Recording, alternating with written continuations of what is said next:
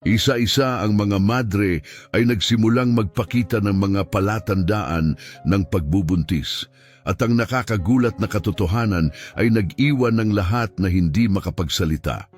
Kumusta kayong lahat? Umupo, mag-relax at samahan kami sa pagbubunyag ng mahiwagang kwentong ito. Malalim sa kabundukan ng Estados Unidos, nakatayo ang monasteryo ng San Benito, isang lugar na kilala sa mahigpit nitong disiplina at matinding debosyon. Ang mga madre roon ay nabubuhay sa ganap na pag-iisa.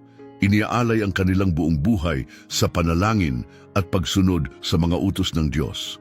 Ang tanging ugnayan nila sa labas ng mundo ay sa pamamagitan ng gawaing kawanggawa na aprobado ng monasteryo.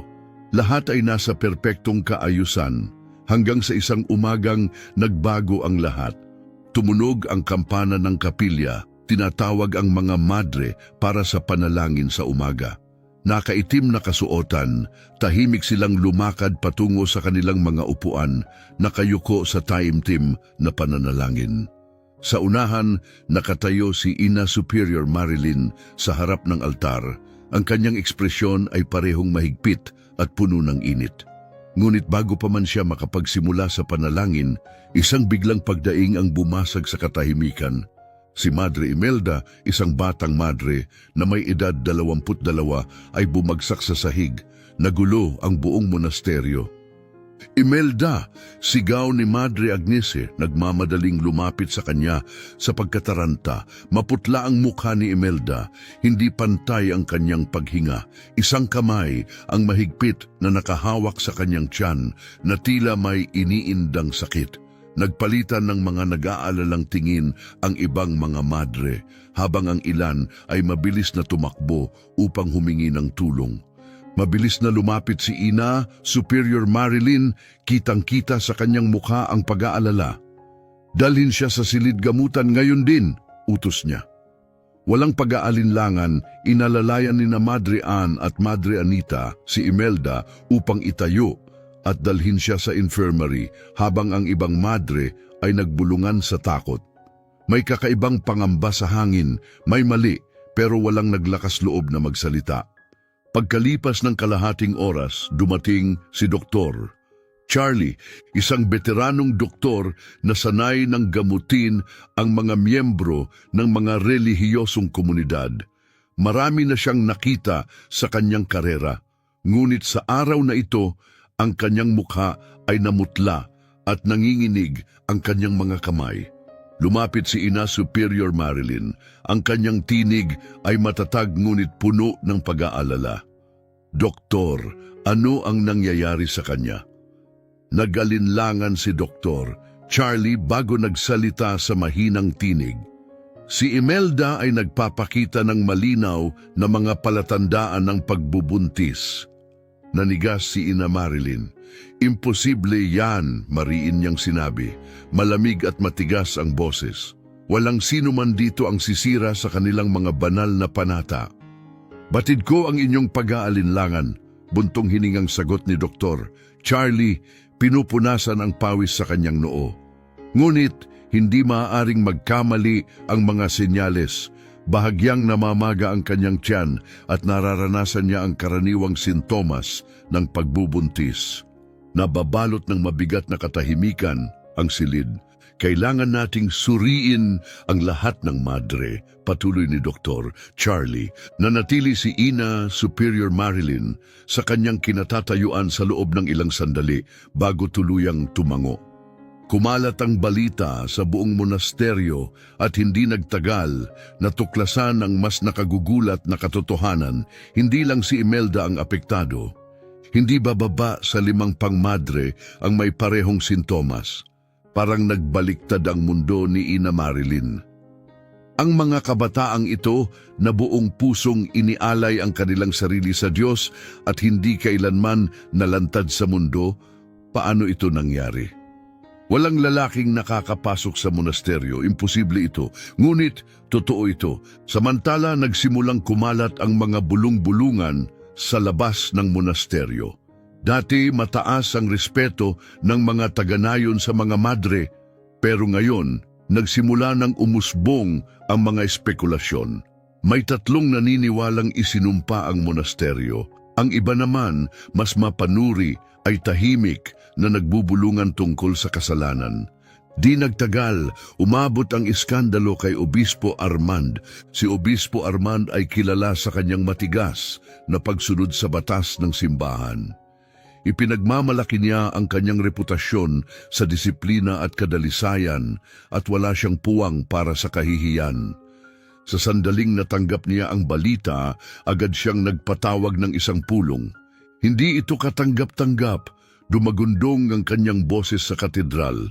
Hindi natin maaaring hayaang dungisan ng iskandalong ito ang pangalan ng simbahan. Isang batang pare, si Padre Pedro, ay nag-atubiling nagsalita. Mahal na obispo, marahil may paliwanag dito. Hindi pa natin alam ang buong kwento, maaaring walang dapat ipaliwanag, mabilis na pinutol siya ni Armand. Ang tanging katotohanan ay may mga madre na lumabag sa kanilang mga panata. Ngunit paano kung sila'y inosente? Hindi usapin ang kanilang pagiging inosente, sigaw ng obispo. Aalamin natin ang katotohanan at kung may nagkasala, haharap sila sa parusa. Ilang oras lang ang lumipas, dumating ang isang prosesyon ng mga karwahe sa monasteryo ng San Benito. Sa pagbaba ni Obispo Armand at ng kanyang mga tauhan, bumalot sa paligid ang isang nakakapanindig balahibong katahimikan. Nakatayo sa hanay ang mga madre, nakayuko ang kanilang mga ulo, nanginginig ang kanilang mga kamay. Lumapit si Ina Superior Marilyn, kalmado ang tinig, ngunit mabigat ang kanyang damdamin. Mahal na obispo, inaasahan kong narito kayo upang alamin ang katotohanan. Sinipat ni Armand ang mga natatakot na madre. Ang katotohanan ay malinaw na, Ina Marilyn. Ang kailangang gawin ngayon ay ang paghahatol. Sa loob lamang ng isang araw, kumalat ang balita sa buong bayan. Sa labas ng monasteryo, unti-unting nagtipon ang mga tao. Sa simula, tahimik lamang silang nagmamasid, pero kalaunan, ang mga bulong ay naging sigaw at ang mga usapan ay nauwi sa galit. Mga makasalanan sila, sigaw ng isa. Parurusahan sila ng Diyos. Ang mga kababaihang dating may mataas na paghanga sa mga madre, ngayoy tumingin sa kanila ng may paghamak. Pinagkatiwalaan namin sila, galit na wika ng isang matandang babae. Ngayon, dinungisan nila ang Panginoon. Unang mga bato ang tumama sa mga tarangkahan. Sa balkonahe ng monasteryo, tahimik na pinanood ni Ina Marilyn ang nag-aalab na galit ng mga tao. Alam niyang ito pa lamang ang simula, nananatiling sarado ang mabibigat na kahoy na pinto, pero sa labas ang mga sigaw ay palakas ng palakas. Sunod-sunod na ang paghihip ng mga bato sa kanilang dingding. Sa loob, bumibigat ang tensyon. Hindi na nagpatumpik-tumpik si Obispo Armand. Simula sa ngayon, marin niyang idineklara, walang sino man ang papayagang lumabas ng monasteryo. Aalamin natin ang katotohanan. Huminga ng malalim si Ina Marilyn, nakatitig sa kanya. Mahal na obispo, may mali rito, madiin niyang sabi. Walang kasalanan ng aking mga madre. Mapait na tumawa si Armand. Kung ganon, bumuntong hininga siya. Ipaliwanag mo ito. Kung sila nga'y walang kasalanan, paano mo ipapaliwanag ang di maikakailang tanda ng pagbubuntis? Tahimik na nakatayo si Ina Superior Marilyn. Ang kanyang isipan ay nagmamadaling maghanap ng paliwanag sa sitwasyon. Wala siyang maisip na sagot. Si Obispo Armand, determinado na walang dapat pag-alinlanganan, ay humarap kay Dr. Charlie. Sa pagkakataong ito, wala dapat makaligtaan, mahigpit niyang utos. Ang mga madre ay tinipon sa isang malaking bulwagan kung saan sila ay sumailalim sa masusing pagsusuri sa ilalim ng mapanuring mata ni Armand at ng isang grupo ng matataas na pari. Ang ilan ay nanginig, tahimik na nagdarasal, ngunit sila'y mahigpit na sinabihang manahimik. Bakit natin kailangang tiisin ang kahihiyang ito? Halos maiyak na tanong ni Madre Ann, isa sa pinakamatandang madre. Kami ay inosente. Mahinang pinisil ni Madre Anita ang kanyang kamay bilang pagpapalakas ng loob, ngunit binaliwala ang kanilang mga pagmamakaawa. Isa-isang ipinasok ang mga madre sa silid pagsusuri. Ang pinakabata sa kanila, si Madre Elena, na halos 20 taong gulang pa lamang, ay nawalan ng malay sa sobrang takot ng hawakan ng doktor ang kanyang kamay. Si Madre Paula naman ay humagulgol habang paulit-ulit siyang tinatanong tungkol sa isang bagay na hindi niya kayang ipaliwanag. Magsabi ka ng totoo at patatawarin ka, wika ng isang matandang pari. Ngunit wala akong ginawang masama. Umiiyak na sagot ni Paula. Mula sa malayo, nakamasid si Obispo Armand, nakatawid ang mga braso, ang bawat desperadong pagsusumamo ng mga madre ay lalo lamang nagpapatibay sa kanyang paniniwalang may tinatago sila. Pagkalipas ng maraming oras, lumabas ang nakagugulat na resulta. 12 madre ang may malinaw na sintomas ng pagbubuntis. Nang lumaganap ang balitang ito sa labas ng monasteryo, lalo pang lumala ang galit ng mga taga-nayon. Sa labas ng monasteryo, nagtipon ng isang galit na karamihan. Sa bawat sandali, lalong lumalakas ang kanilang puot. May dala silang mga placard na may matitinding paratang, mga makasalanan, mga sinungaling, mga taksil sa pananampalataya. May ilan na naghagis ng panis na itlog sa tarangkahan ng monasteryo, habang ang iba naman ay may dalang sulo, nagbabanta na silaban ang gusali.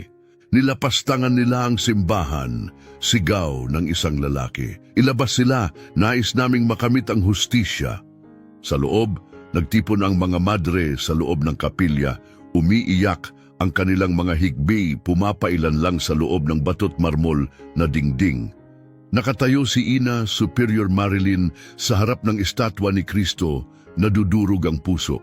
Sinikap niyang ipagtanggol ang kanyang mga madre, ngunit hindi na isang kanlungan ang monasteryo, ito'y naging bilangguan. Samantala, nagiging mas marahas ang galit ng tao sa labas. At sa loob, nagdesisyon si Obispo Armand ng isang malupit na hakbang. Kung aamin kayo, maaring may matira pang awa, aniya, tinitingnan ng takot na mukha ng mga madre. Isang pirasong papel ang inilapag sa mesa. Pirmahan ninyo ito. Aminin ninyo ang inyong kasalanan. Napahagulgol si Madre Evelyn, isang tahimik at mabait na madre. Ngunit wala kaming ginawang mali. Bumuntong hininga si Armand saka tumango sa isang pari sa tabi niya. Sinumang tumangging pumirma ay tuluyang ititiwalag sa simbahan. Tumagos sa kanilang kaluluwa ang bigat ng kanyang mga salita. Ang pagiging itiniwalag ay ang kanilang pinakamatinding takot. Ang ilan ay nanginig. Si Madre Agnese, nanginginig ang mga kamay, ay dahan-dahang dinampot ang panulat. Bumagsak ang kanyang luha sa papel habang pinipirmahan niya ito. Huwag ninyong pirmahan!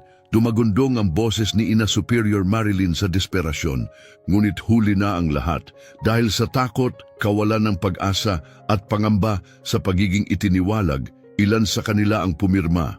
Ang iba naman, bagamat nag-aalangan, ay unti-unting nadadala ng kanilang takot. Pagsapit ng gabi, walang nakatulog. Ang mga madre ay ikinulong sa kani-kanilang silid, mahigpit na pinagbabawalang lumabas. Si Ina Superior Marilyn, na 2 dekada nang namumuno sa monasteryo, ay ngayon ay lubos na walang magawa. Sa katahimikan, narinig niya ang mahihinang hikbi. Natatakot ako. Lumingon siya, si Madre Elena iyon, ang pinakabata sa kanila, nanginginig pa rin ang maliit na katawan. Ano ang mangyayari sa amin, Ina Marilyn? Mahina niyang tanong, halos bulong na lamang, walang maisagot si Marilyn. Sa unang pagkakataon, naramdaman niyang unti-unting nawawala ang kanyang pananampalataya sa hustisya. Habang nalulunod sa takot at dalamhati ang mga madre, si Obispo Armand at ang kanyang mga kasamahan naman ay nasisiyahan. Lahat ay nagkakasunod-sunod, may ngiti sa labi ni Armand. Malapit na nating linisin ang monasteryo sa panlilinlang na ito. Tumango ang isang pari sa tabi niya. Nasa panig mo na ang bayan, wala nang naniniwala sa mga madre. Uminom si Armand ng alak, ang kanyang tingin ay tumitig sa tarangkahan ng monasteryo, mahigpit na nakasara. Nakuha na niya ang ganap na kontrol. Ngayon, isang hakbang na lang ang natitira. Subalit kahit sa pinakamadilim na sandali, may liwanag pa ring kumikislap. Alam ni Ina, Superior Marilyn, na mayroon siyang isang huling pagkakataon. Nang gabing iyon, maingat niyang isinulat ang isang liham, tinatakan ito sa isang sobre at iniabot kay Madre Ann, ang tanging madre na pinapayagang lumabas ng monasteryo. Dalhin mo ito kay Padre Ricardo, bulong niya nang may pagkaapurahan. Nanginginig ang mga kamay ni Madre Ann habang tinanggap niya ang liham. Sa tingin mo ba matutulungan niya tayo? Hindi sigurado si Marilyn, ngunit kailangan niyang subukan. Kung hindi, tuluyan nang masisira ang monasteryo dahil sa isang kasalanang hindi naman nila ginawa. Sa labas, lumalaki ang galit ng bayan. Walang tigil ang kanilang mga sigaw, nyanig ng kanilang mga kamay ang tarangkahan ng monasteryo. Ang mga sulo ay kumikislap sa madilim na langit, sinasalamin ang naglalagablab na galit ng mga tao. Sa loob, lalong bumigat ang hangin. Ang mga madre ay nananatiling nakakulong, mahigpit na pinagbabawalang lumabas. Si Ina Superior Marilyn ay tuluyan ng inalis sa kanyang kapangyarihan. Ngayon, ang lahat ay nasa mga kamay na ni Obispo Armand. Kinabukasan, isang pulong ang isinagawa sa loob ng monasteryo. Si Armand ay naupo sa pinuno ng mesa, napapaligiran ng matataas na pari. Lahat ay may matitigas na ekspresyon. Hindi natin maaaring hayaang ipagpatuloy ng monasteryo ang kahihiyan na dulot nito sa simbahan, matigas na wika ni Armand. Iminumungkahi kong agad na paalisin ang lahat ng madre na may sintomas ng pagbubuntis. Natahimik ang buong silid. Pagkatapos, isang nag-iisang tinig ang sumalungat. Ngunit, maaaring nagkamali tayo sa pagsusuri. Siya si Padre Stephen. Nanatili ang kanyang mga salita sa hangin, hinahamon ang kapalarang itinakda na ni Armand. Sumingkit ang mga mata ni Obispo Armand sa inis. Isang pagkakamali, 12 madre, lahat may parehong sintomas. Ano pang ebidensya ang kailangan mo? Mariing pinagdikit ni Padre Stephen ang kanyang mga labi, ayaw nang makipagtalo. Isang pari pa ang sumingit, si Padre Nestor. Sang-ayon ako kay Armand, Ania. Kung hindi tayo kikilos agad, sisirain ng iskandalong ito ang reputasyon ng simbahan. Lumabas ang isang mapanlinlang ng ngiti sa labi ni Armand. Kung ganoon tapos na ang usapan, madiin niyang pahayag. Ang lahat ng mapatutunayang may kasalanan ay ititiwalag. Nang kumalat ang desisyong ito, lalo pang lumala ang galit ng mga tao sa labas ng monasteryo. Sinindihan nila ang mga kandila at itinaas ang kanilang mga plakard na puno ng pananakot, palayasin silang lahat. Hindi na ito lugar ng Diyos, mga sinungaling, mga manlilinlang. Mas malakas na ang pagbugbog sa mga tarangkahan, bawat hampas ay paalala ng panganib na lumalapit. Sa loob, nanginginig ang mga madre. Ang ilan ay bumubulong ng taimtim na panalangin, samantalang ang iba ay tahimik na umiiyak, luha ang pumapatak sa kanilang mga pisngi. Mamamatay tayo rito, bulong ni Madre Paola. Mahigpit siyang niyakap ni Madre Evelyn, ang kanyang tinig halos isang hinaing. Hindi tayo pababayaan ng Diyos. Ngunit kahit habang sinasabi niya ito, kinakalawang ang kanyang pananampalataya. Kinagabihan, isang trahedya ang naganap. Si Madre Elena, ang pinakabata sa kanila, ay hindi na kinaya ang hirap. Wala nang paraan para makatakas, nanginginig ang kanyang katawan habang pabulong niyang sinabi, "Matatapos tayo rito." Mabilis siyang inabot ni Madre Anita, pilit siyang pinapalubag. Hindi, makakahanap tayo ng paraan. Kailangan nating magpakatatag. Ngunit huli na, sa isang iglap desperado siyang sumugod, pinalakas ang kanyang ulo sa malamig na pader ng bato. Bumagsak siya agad. Elena! Dumagundong ang isang tinig ng sindak habang ang mga madre ay nagunahang lumapit sa kanya. Dumaloy ang dugo sa kanyang noo, nanlalabo ang kanyang paningin. Nakatayo si Ina Superior Marilyn, hindi makagalaw, tahimik na tumutulo ang kanyang mga luha. Diyos ko, mahina niyang winika, hindi na ito maaaring magpatuloy. Nang ipaalam kay Armand ang nangyari, ang kanyang tugon ay nakapangingilabot sa lamig. Pinili niya yon, walang emosyon niyang sagot. Hindi na napigil ni Padre Pedro, ang pinakabata sa konseho, ang kanyang galit. Hindi mo ba nakikita ang nangyayari? Dahil sa pang-aapi mo, napilitang tapusin niya ang sarili niyang buhay. Matalim ang titig na ibinalik sa kanya ni Armand.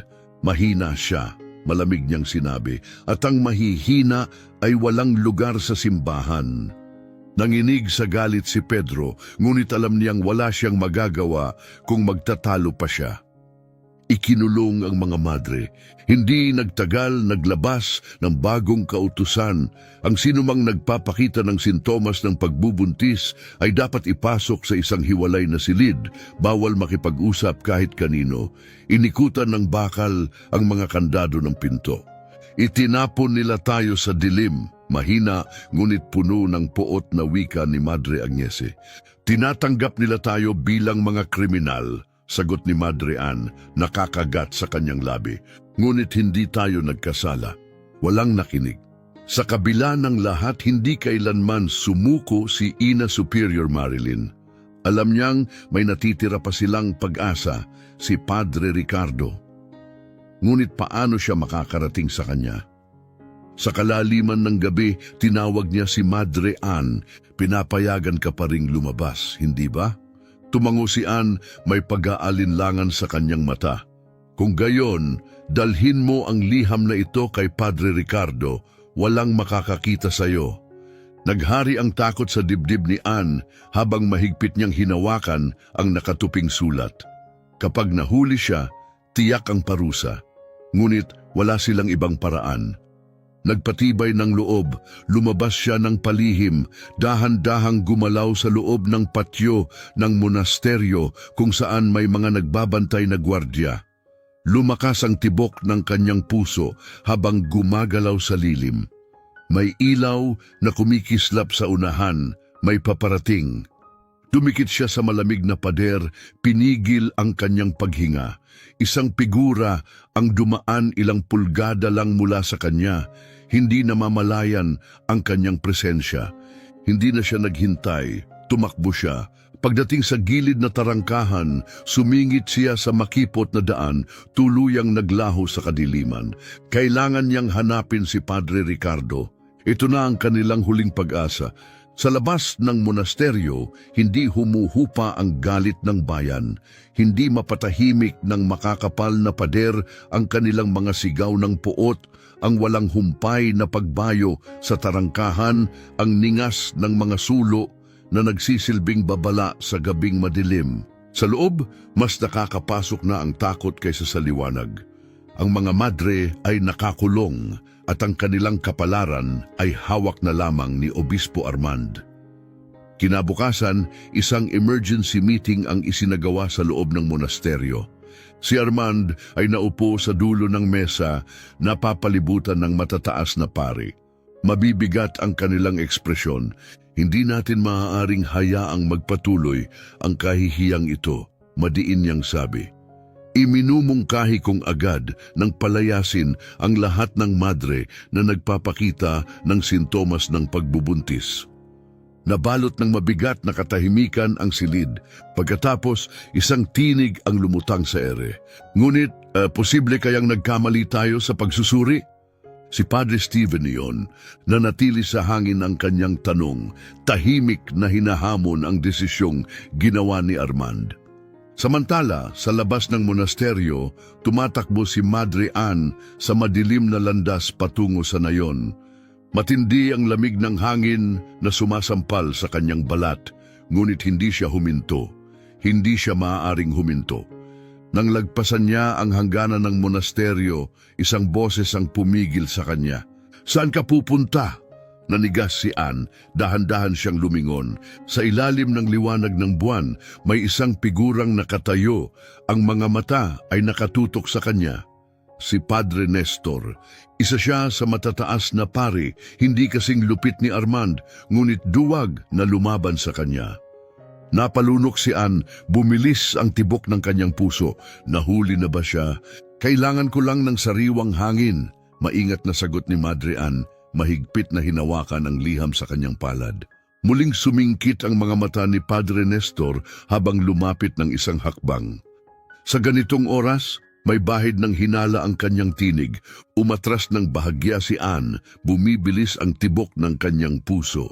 "Sa tingin ko may dala kang isang bagay," patuloy ni Nestor, matalim ang titig. "Pakiusap, Padre," aniya, may pagmamakaawang nanginginig sa kanyang tinig. "Huwag mo akong pigilan." Matagal siyang tinitigan ni Nestor, ngunit unti-unti lumambot ang kanyang ekspresyon. Ang hinala ay napalitan ng pag-aalinlangan. "Pupunta ka kay Padre Ricardo, hindi ba?" Nanigas si Ann. Hindi siya maaaring magsinungaling. Nagtapos ang katahimikan sa pagitan nila, ngunit bigla na lamang tumingin sa ibang direksyon si Nestor. "Umalis ka na," napasinghap si Ann. Hindi niya inaasahan ito. Ngunit wala siyang oras upang tanungin pa ang kanyang kapalaran. Tahimik siyang yumuko bilang pasasalamat bago tuluyang naglaho sa dilim ng gabi. Sa loob ng monasteryo, ganap ng pinutol ni Obispo Armand ang koneksyon ni Ina Superior Marilyn sa kahit sino paman. May mga bantay sa labas ng kanyang silid araw at gabi upang matiyak na walang sinumang makakalapit sa kanya. Alam ni Armand na siya ang huling nagtatanggol sa mga madre at nais niyang tuluyang patahimikin siya. Ngunit hindi siya iniwan ng lahat. Isang gabi lihim na dumaan si Padre Pedro, ang pinakabata sa konseho, sa mga bantay at pumasok sa kanyang silid. Mabilis siyang nagsalita, mahina ang tinig. "Ina Marilyn, halos lahat ng konseho ay nasa panig na ni Armand. Kapag hindi ito nagbago agad, tuluyang kang tatanggalin sa iyong posisyon." Tahimik na nakinig si Marilyn, hindi natinag ang ekspresyon. "Manalig ka sa katotohanan, Padre Pedro," madiin niyang sagot. "Hindi papatay ang hustisya." Nag-atubili si Pedro, tila may nais pang sabihin, ngunit sa huli tahimik siyang tumango at umalis. Kinabukasan, nagtipon ang lahat sa patio ng monasteryo.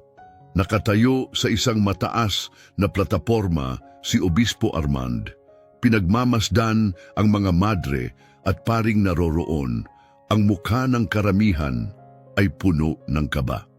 Ang mahinang pamumuno ni Ina Superior Marilyn ang nagdala sa ating monasteryo sa kaguluhan, madiin niyang pahayag. Ang kanyang tinig ay matalim na pumunit sa katahimikan. Ipinatayo nila si Marilyn sa harapan ng lahat, ngunit siya'y nanatiling kalmado, hindi natinag. "Hindi ako naniniwalang may kasalanan ang aking mga madre," matatag niyang sagot. Malupit na tumawa si Armand. "Kung ganoon, Ina Marilyn," anya kumikislap ang kanyang mga mata sa malamig na autoridad, "paano mo ipapaliwanag na 12 sa kanila ang may palatandaan ng pagbubuntis? May paliwanag ka ba?" Hindi siya sumagot. Wala siyang ebidensya, ngunit batid niya sa kaibuturan ng kanyang puso na may isang malaking lihim na nagaganap. Agad na sinunggaban ni Armand ang pagkakataon. "Kung may natitira pang dangal sa iyo," bumibigat ang kanyang tinig, "aminin mo ang iyong pagkukulang at bumaba na sa iyong posisyon." Tahimik ang mga madre, nalulumbay. Ang ilan ay lumuluha, ngunit walang naglakas loob na magsalita. Nagsisimula ng magtagumpay si Armand. Ang kanyang kapangyarihan ay unti-unti nang bumabalot sa buong monasteryo. Ang ilan sa mga madre, dahil sa matinding takot at pagdududa, ay nagsimulang manghina. Bumulong si Madre Anita kay Madre Paula. Paano kung tama si Obispo Armand? Nanlaki ang mga mata ni Paula. Ano ang ibig mong sabihin? Nag-aalangan si Anita. Ibig kong sabihin, kung isa sa atin nga talaga ang lumabag sa panata, marahil... Mahigpit na hinawakan ni Paula ang kanyang kamay. Makinig ka sa akin, Maring, sabi niya. Huwag mong hayaang lasunin ka ng pagdududa. Hindi natin kasalanan ito. Ngunit huli na, naipunla na ni Armand ang binhi ng alinlangan.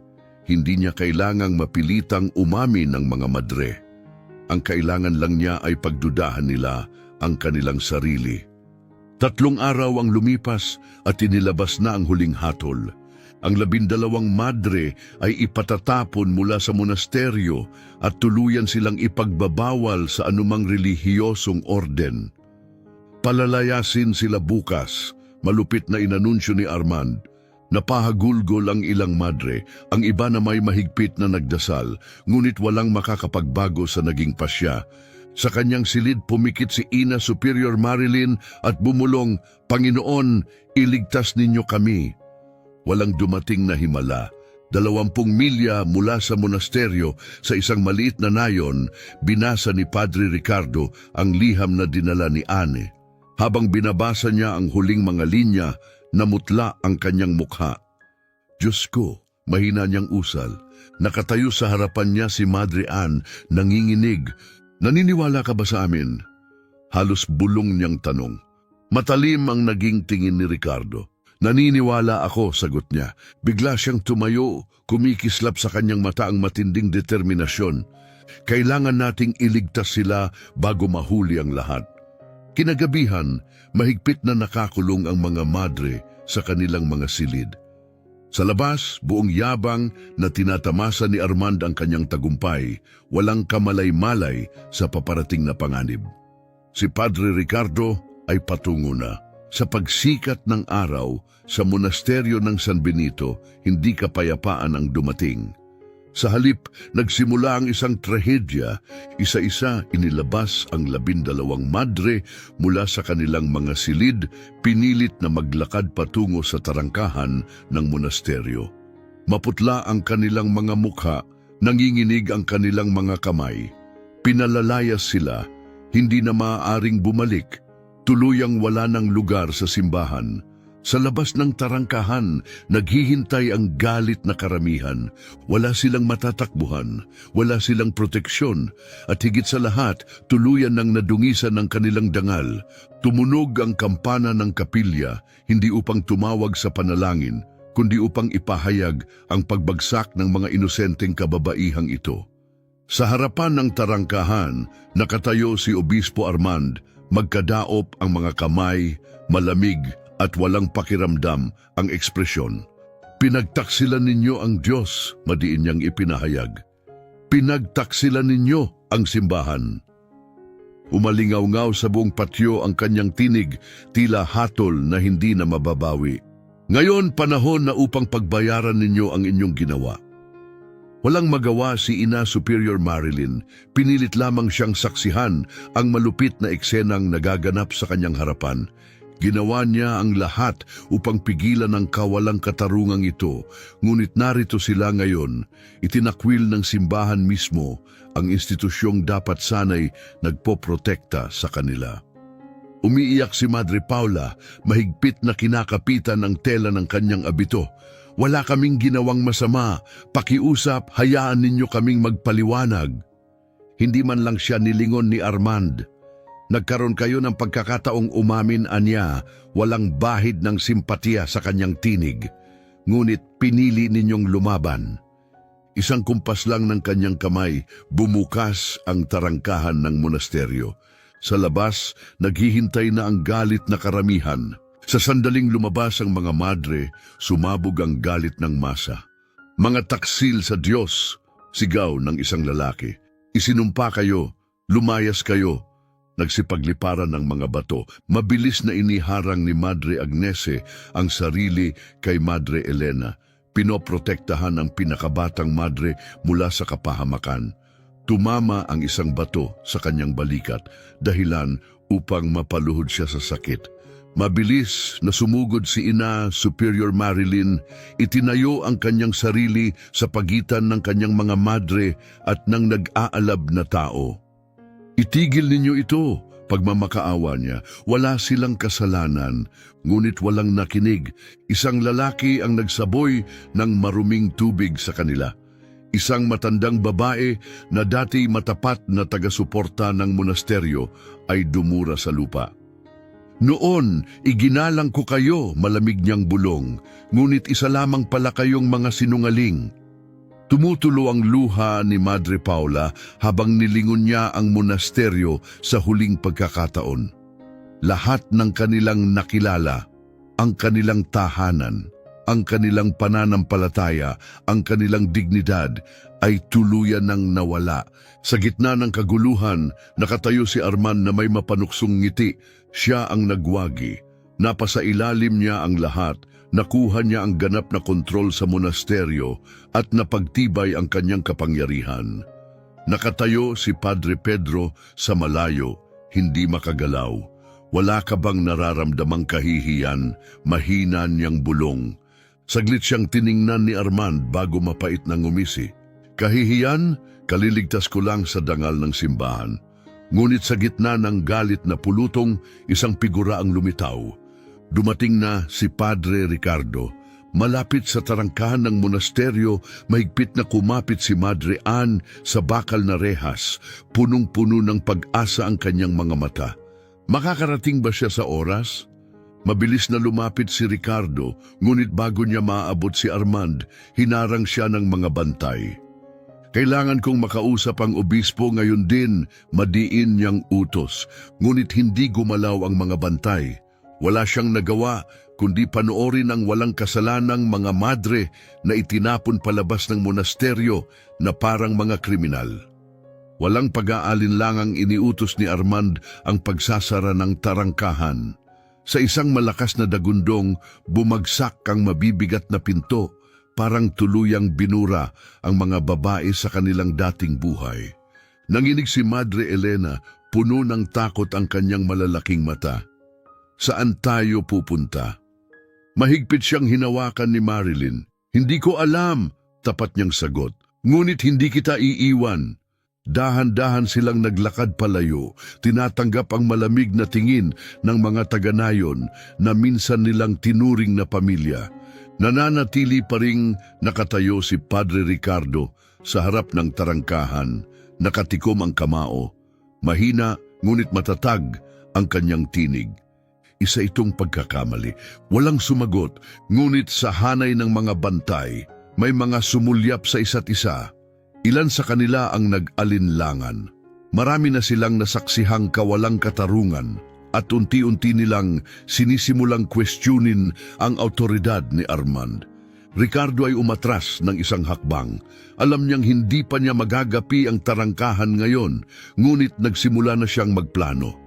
Matapos ang ilang oras ng tahimik na paglalakad, narating ng mga madre ang hangganan ng isang masukal na kagubatan. Nanginginig sila sa lamig, pagod na pagod ang kanilang mga katawan. Dito muna tayo magpapahinga ngayong gabi, anunsyo ni Marilyn. Yumakap si Madre Agnese kay Madre Elena, sinusubukang painitin ito. Tahimik na tumingala si Madre Paula sa langit, bumabagsak ang mga luha sa kanyang pisngi. Nawala na sa kanila ang lahat, ngunit magkasama pa rin sila. Sa loob ng monasteryo, naupo si Armand sa kanyang opisina, itinungga ang isang baso ng alak, nilalasap ang kanyang tagumpay. Iniisip niyang tapos na ang lahat. Hindi niya alam, sa loob lamang ng ilang araw, lalabas ang nakagigimbal na katotohanan. Samantala, sa isang maliit na simbahan sa Karatignayon, mabilis na binuklat ni Padre Ricardo ang isang lumang aklat ng medisina. Nakaupo sa tapat niya si Madre Anne, kinakabahang nakatikom ang mga kamay. May nakita ka na ba? Tanong niya. Halos hindi marinig ang sariling tinig. Muling bumuklat si Ricardo ng pahina at biglang nanlaki ang kanyang mata. Narito na, bulong niya. Lumapit si Ann. Ano ang natuklasan mo? Madiing itinuro ni Ricardo ang isang linya ng teksto. Ang mga sintomas na naranasan ng mga madre. Tumingin siya kay Ann, matindi ang ekspresyon, hindi palaging indikasyon ng pagbubuntis. Halos hindi makahinga si Ann. Kung ganoon, ano ang ibig sabihin nito? Dahan-dahang huminga si Ricardo. Maaari silang nalason ng isang artipisyal na hormone. May dumaloy na ginaw sa katawan ni Anne. Ibig mong sabihin, sinadya ito? Tumango si Ricardo. Kailangan nating muling suriin ang kanilang mga pagsusuri, ngunit sa tingin ko, isa itong sabwatan.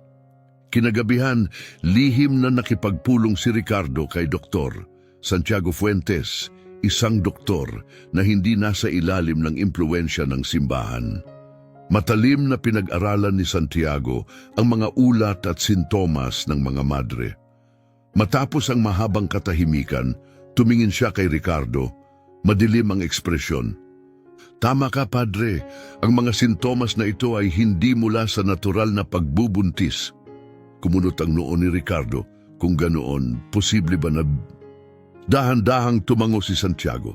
Kung susuriin natin ang dugo nila, maaring makahanap tayo ng ebidensya, ngunit kailangan ko ng sample mula sa isa sa mga madre. Sa loob ng kagubatan, maingat na nakinig si Marilyn habang ikinukwento ni Madre Ann ang natuklasan ni Padre Ricardo. Nagdilim ang kanyang ekspresyon. Kung totoo ngang nilason sila, sino ang may gawa nito at bakit? Ngunit bago nila hanapin ang mga sagot, kailangan muna nilang makuha ang ebidensya. Ako ang pupunta, mariing sabi ni Marilyn. Napasinghap si Madre Agnes. Ina, wag, kapag nahuli ka. Kung hindi ako pupunta, putol ni Marilyn, hindi natin malilinis ang ating pangalan. Binalot ng makapal na balabal, lihim na lumabas si Marilyn patungong bayan. Bago siya umalis, tumingin siya sa mga madre na dumaan sa lahat ng pagsubok kasama niya. Ipanalangin ninyo ako, bulong niya. Niyakap siya ni Madre Paula, luhaang bumulong. Naway protektahan ka ng Diyos. At sa gabing iyon, tuluyang naglaho si Ina Superior Marilyn sa dilim, handa nang hanapin ang katotohanan.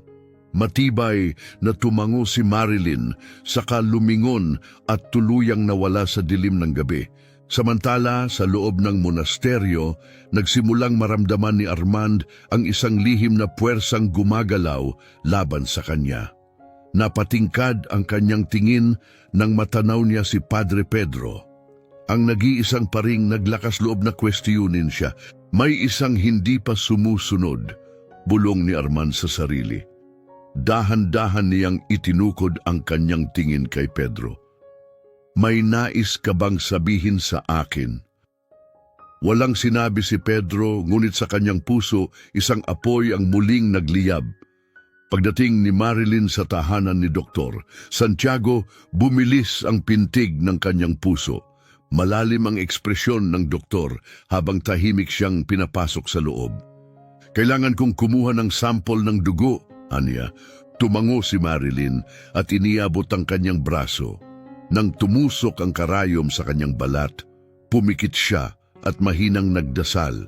Alam niyang kung mahuhuli sila, hindi na sila magkakaroon ng pangalawang pagkakataon. Sa monasteryo, biglang nakaramdam si Armand ng hindi maipaliwanag na kaba. Hanapin si Marilyn agad, sigaw niya. Nagkalat ang kanyang mga bantay, hinanap ang bawat sulok ng monasteryo at paligid nito. Ngunit nang marating nila ang kagubatan, huli na ang lahat. Nawala na siya. 3 araw ang lumipas, dumating na ang resulta ng pagsusuri. Hawak ni Padre Ricardo ang papel sa nanginginig niyang mga kamay, bumibilis ang tibok ng kanyang puso. Sa kanyang harapan, malalim na huminga si Dr.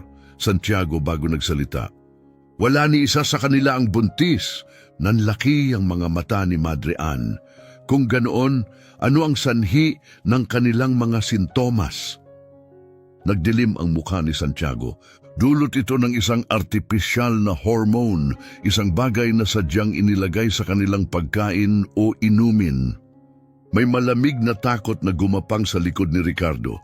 Sinadya ito, mahina niyang sabi, at alam niya kung sino ang may pakana. Napasinghap si Anne, unti-unting nagkakaroon ng linaw ang lahat. Si Armand, ginawa niya ito para maagaw ang kontrol sa monasteryo. Matigas na tumango si Ricardo, nagngangalit ang panga sa galit.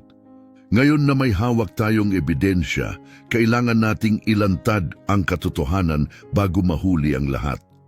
Ngunit bago pa sila makakilos, isang taga-nayon ang sumugod sa silid, hingal na hingal. Parating na sila, agad na tumayo si Ricardo. Sa labas, nagliliyab ang mga sulo habang pumapalibot ang mga sundalo ni Armand sa nayon. Masyadong mabilis silang kumilos, bulong ni Anne, kinabahan. Napatingin si Ricardo sa mga dokumentong nasa mesa. Kapag nahuli sila, mawawala ang lahat ng ebidensya. Kailangan nating umalis ngayon, madiin niyang sabi. Dali-daling tinipon ni Dr. Santiago ang mga papeles at isinilid sa isang leather bag. May palihim na daan sa likod. Daanin ninyo ito at dadalhin kayo nito sa kagubatan palabas ng nayon. Mahigpit na hinawakan ni Ricardo ang kamay ni Santiago. Dapat ka ring umalis. Kapag pinaghinalaan ka nila, hindi ka nila palalagpasin. Nagatubili si Santiago, ngunit sa huli tumango siya. Pupunta ako sa timog. Mag-ingat kayo, Padre Ricardo. Wala nang oras para sa ibang salita. Agad na tumakas sina Ricardo at Anne sa dilim ng gabi. Ilang sandali lang, bumukas ng malakas ang pintuan sa harapan at pumasok ang mga sundalo. Dr. Santiago, malamig na wika ng pinuno ng mga bantay. May itinatago ka ba? Bagamat kumakabog ang dibdib, nanatiling kalmado si Santiago. Isa lamang akong doktor. Bakit ako magtatago ng sinuman? Matamang inilibot ng pinuno ang kanyang tingin sa silid. Ngunit wala na sina Ricardo at Anne, nakatakas na sila. Sa dulo ng kagubatan, nagtipon ang mga madre, nangangatog sa malamig na hangin. Binasag ni Madre Paula ang katahimikan. Hanggang kailan tayo magtatago? Mahina niyang bulong. Walang maisagot si Marilyn. Alam niyang hindi sila maaaring manatili sa dilim magpakailanman, ngunit ang pagbabalik ay nangangahulugan ng kapahamakan. Biglang may mga yapak na lumapit, naghanda ang mga madre na tumakbo, ngunit isang pamilyar na tinig ang narinig nila. Ina Marilyn, may dala akong balita. Mula sa dilim, lumitaw sina Madre Anne at Padre Ricardo, hingal mula sa kanilang paglalakbay. Agad na lumapit si Marilyn, mahigpit na hinawakan ang kamay ni Ricardo. May natuklasan ba kayo? Tahimik na inilabas ni Ricardo ang lukot na papel mula sa kanyang bag. Hindi kayo kailanman nabuntis. Napalunok ang mga madre sa pagkagulat. Mahigpit na hinawakan ni Madre Agnese ang kanyang dibdib. Kung ganoon, ano ang dahilan ng mga sintomas? Nagtaglay ng matinding galit ang ekspresyon ni Ricardo. May naghalo ng artipisyal na hormone sa inyong pagkain at tubig. Nababalot ng katahimikan ng lahat. Dahan-dahang huminga si Marilyn, pilit na pinapalakas ang sarili. Sino ang may pakana nito? Diretsyong tumitig si Ricardo sa kanyang mga mata. Si Armand. Sa loob ng monasteryo ng San Benito, nakaupo si Obispo Armand sa kanyang silid, naniniwalang tuluyan na siyang nagtagumpay. Ngunit sa sulok ng silid, hindi na nakapagtimpi si Padre Pedro. Masyado ka nang lumampas sa iyong hangganan, nanginginig sa galit niyang sabi. Sinira mo ang buong monasteryo para lang sa iyong ambisyon. Malamig na tumawa si Armand. Napaka-inosente mo, Pedro. Hindi ito tungkol sa ambisyon, ito ay tungkol sa kapangyarihan. Nakanguyngoy na napakuyom ang kamao ni Pedro, ngunit wala siyang magawa nang wala pang ebidensya. Sa gitna ng kagubatan, nagdesisyon si Marilyn. Kailangan nating bumalik. Nagulat si Madre Elena, ngunit kung bumalik tayo, huhulihin nila tayo. Nanatiling matibay ang tingin ni Marilyn. May hawak tayong katibayan. Kapag hindi tayo kumilos, ang kasamaan ang magwawagi. Matatag na tumango si Ricardo. Sasamahan ko kayo. Dumating na ang oras. Sa sandaling lumabas sina Marilyn at Ricardo mula sa kagubatan. Isang sundalo ang nakakita sa kanila. Nanlaki ang mga mata nito at agad na sinibad ang kanyang kabayo pabalik sa monasteryo. Ipaalam sa obispo, sigaw niya. Bumalik sila! Kinabukasan, bumalot ang matinding tensyon sa paligid ng monasteryo ng San Benito. Nakatayo si Armand sa hagdan ng monasteryo, taas noo, pinagmamasdan ang mga madring kanyang pinalayas. Lumapit si Marilyn, hindi na tinag ang titig niya kay Armand. Alam ko ang ginawa mo, Armand.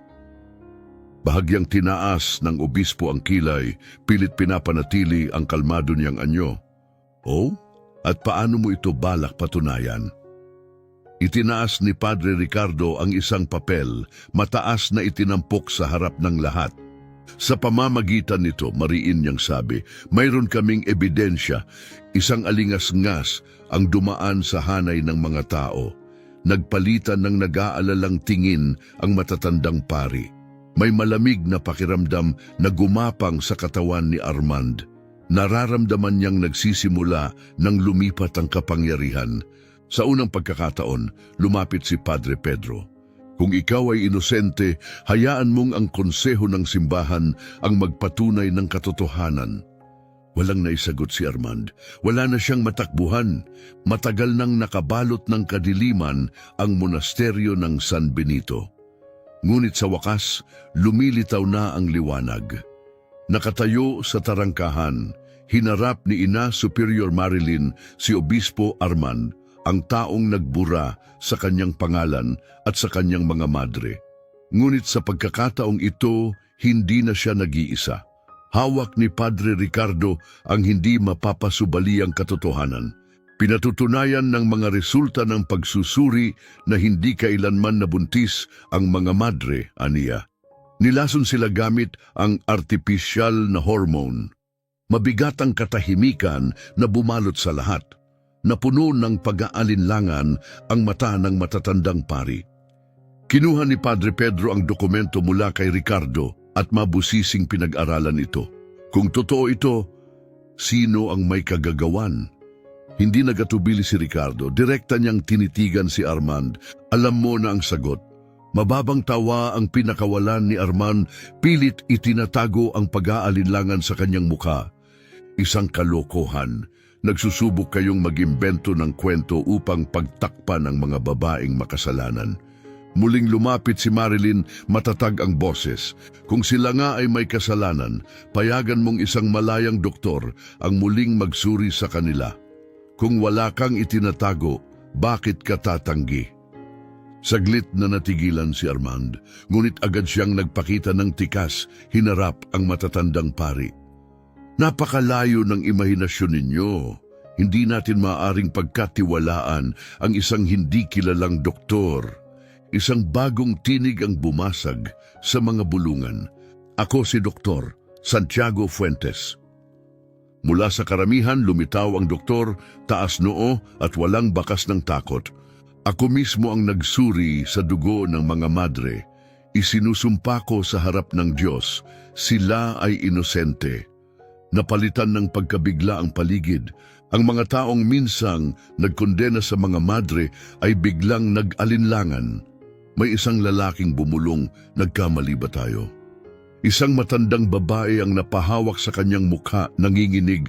Isinumpa ko sila, ngunit inosente pala sila. Humarap si Padre Steven kay Armand. Ang kanyang ekspresyon ngayon ay punong-puno ng paghihinala. Kagalang-galang na obispo, kung wala kang itinatago, hayaang isang malayang konseho ng medikal ang muling magsuri. Napakuyom ng kamao si Armand, ngunit nanatiling walang pagbabago ang kanyang mukha. Wala akong dapat patunayan. Diretsong tumingin si Ricardo. Kung ganon, ano ang kinatatakutan mo? Hindi umimik si Armand. Alam niyang unti-unti nang nabibitawan ang kanyang kontrol. May hawak akong ebidensya. Napalingon ang lahat. Mula sa anino isang figura ang lumantad, si Padre Nestor. Napatigil si Armand, namutla ang kanyang muka. Ikaw? Bumubulong niyang sigaw. Diretsyong lumakad si Nestor, hawak ang isang maliit na kwaderno. Ito ay tala mula sa isang doktor na nakipagtulungan kay Armand. Nakasaad dito ang lahat, kabilang ang utos niyang maglagay ng hormone sa pagkain ng mga madre. Napatili ang ilan sa mga nanonood. Mabilis ang paghinga ni Ina Marilyn. Ramdam niya ang pintig ng kanyang puso. Muling umatras si Armand, nanlalabo ang mata sa takot. Sinungaling ka, sigaw niya, ngunit hindi na tinag si Nestor. Tingnan mo ang lagda sa loob, nakasulat dito ang katotohanan. Dahan-dahang kinuha ni Padre Pedro ang talaan, nanginginig ang kamay habang binabasa ito. Pagkatapos ng ilang sandali, bumagsak ang kanyang tingin sa sahig. Totoo ito. Ito ang tunay na ebidensya. Maging ang mga matataas na pari na dating panig kay Armand ay hindi na makatanggi. Lahat ng itinayo niya, ang kanyang kapangyarihan, ang kanyang kontrol, ay biglang gumuho. Nakita ni Armand ang katapusan niya. Walang salitang lumabas mula sa kanyang bibig. Bigla siyang tumalikod, tumakbo patungo sa likod ng monasteryo, desperado sa pagtakas. Ngunit huli na, ang mismong mga taong minsang sumuporta sa kanya ay hinarangan ang kanyang daanan. Hindi ka basta makakatakas, malamig na wika ng isang taganayon. Mabilis na dumami ang mga taong pumalibot sa kanya.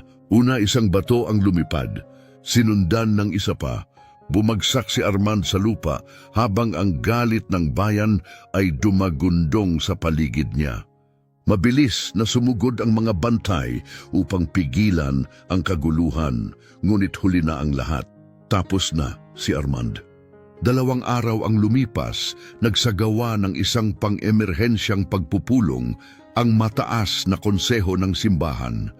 Sa loob ng malaking bulwagan, nagtipon ang mga matataas na pari. Mabigat ang ekspresyon. Sa harapan, nakatayo sina Ina Superior Marilyn at ang kanyang mga madre, tahimik na naghihintay sa hatol. Dinala si Obispo Armand sa silid, ang dating makapangyarihang obispo. Ngayon ay isa na lamang anino ng kanyang dating sarili.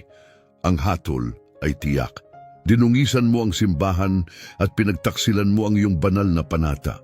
Nanatiling walang emosyon si Armand, ngunit sa likod ng kanyang malamig na tingin, alam ng lahat, siya ay talunan.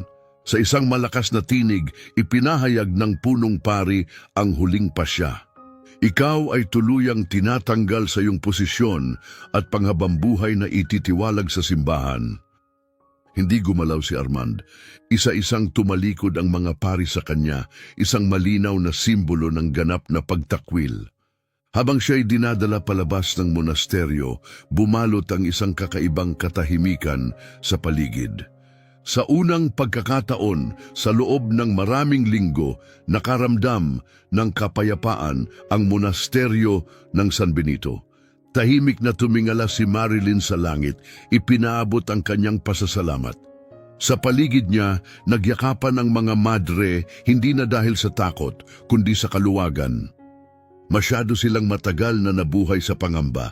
Ngayon sila ay malaya, ngunit hindi pa tapos ang kanilang gawain.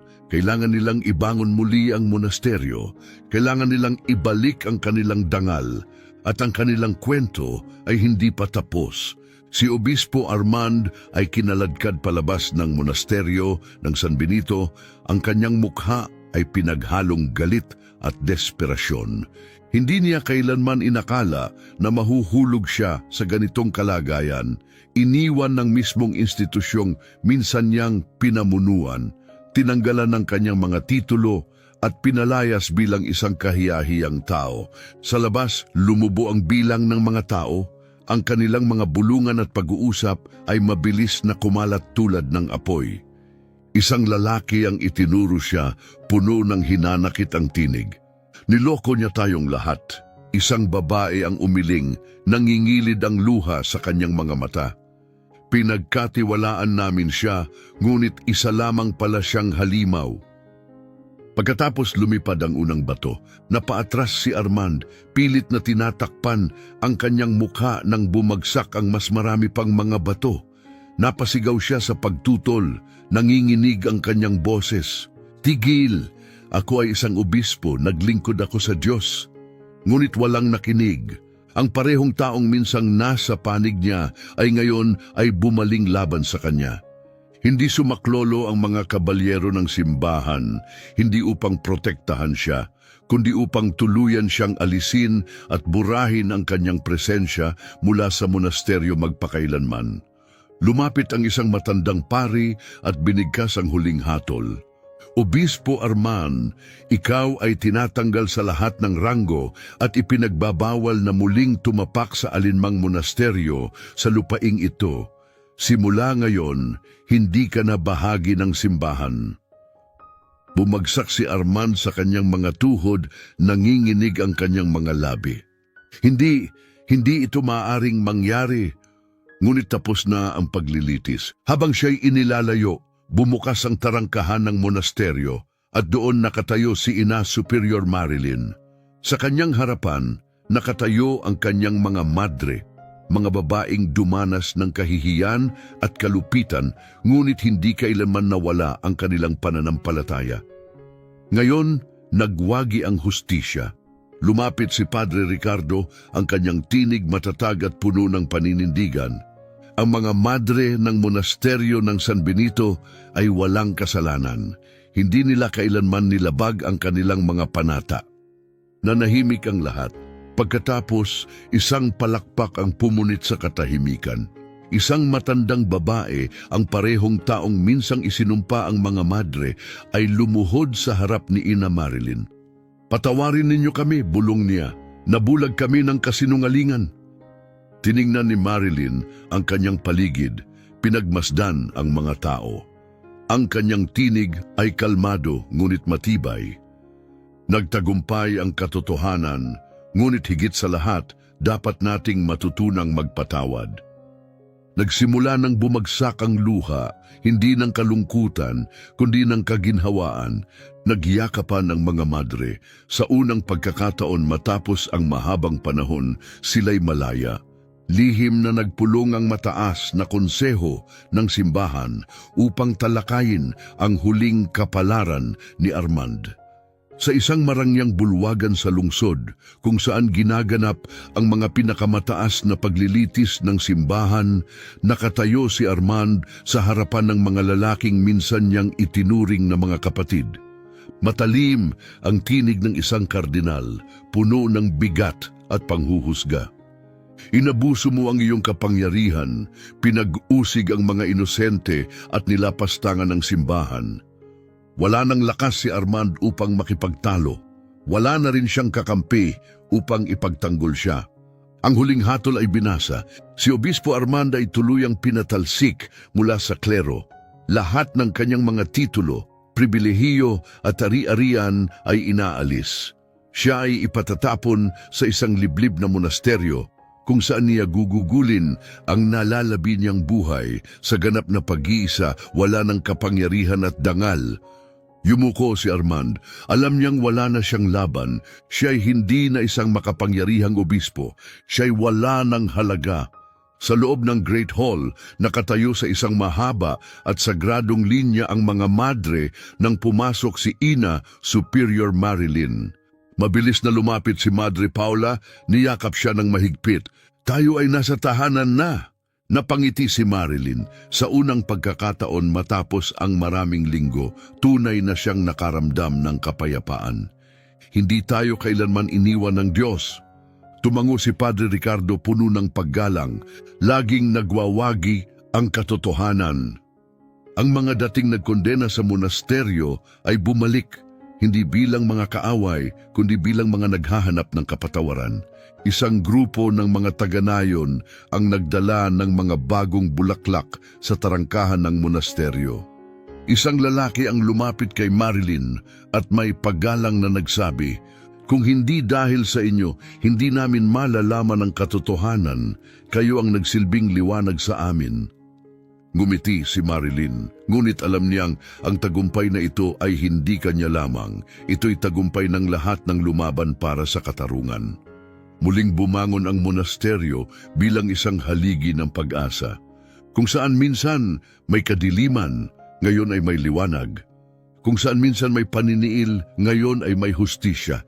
Isang espesyal na misa ang idinaos, dinaluhan ng mga tao mula sa iba't ibang lugar, isang pasasalamat sa Diyos, isang pagtanggap sa katotohanan, at isang paninigurong hindi na mauulit ang kasaysayan. Sa harap ng altar, nakatayo si Ina Marilyn, suot ang kanyang pinakamarangal na abito. Nanginginig ang kanyang mga kamay habang pinagmamasdan ang kongregasyon, mga matatandang pari, mga taganayon at mga madre na minsang itinakwil ngunit ngayon nakatayo ng taas noo. Lumapit si Padre Ricardo, ang kanyang tinig puno ng paninindigan. Ngayon, nagpapasalamat tayo sa Diyos sa paggabay niya sa atin pabalik sa katotohanan. Amen. Sabay-sabay na sagot ng lahat. Muling hinarap ni Ricardo si Marilyn, puno ng paghanga ang kanyang tingin. Kung hindi dahil sa iyong tapang, wala sana tayo rito ngayon. Nagpalakpakan ng lahat, ngunit ngumiti lamang si Marilyn, mapagpakumbaba. Ang ating pananampalataya ang nagdala ng katotohanan sa liwanag. Mula sa pagkawasak, bumangon ang monasteryo ng San Benito ng mas matatag kaysa dati. Ang pangalan ng mga madre ay tuluyang napawalang sala. Ang simbahan ay nagtatag ng bagong mga batas upang pigilan ang pang-aabuso. At si Armand, ang dating makapangyarihang obispo, ay tuluyan ng nakalimutan ng mundo.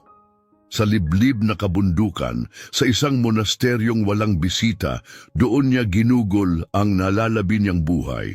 Wala ng titulo, wala ng tagasunod at wala ng halaga. Ngunit sa San Benito, hindi kapangyarihan ang nanaig.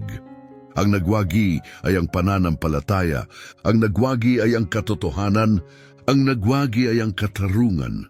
At sa ilalim ng paglubog ng araw, ang kanilang kwento ay hindi na isang trahedya, kundi isang patunay na hindi kailanman matatalo ng kasamaan ang liwanag ng katotohanan.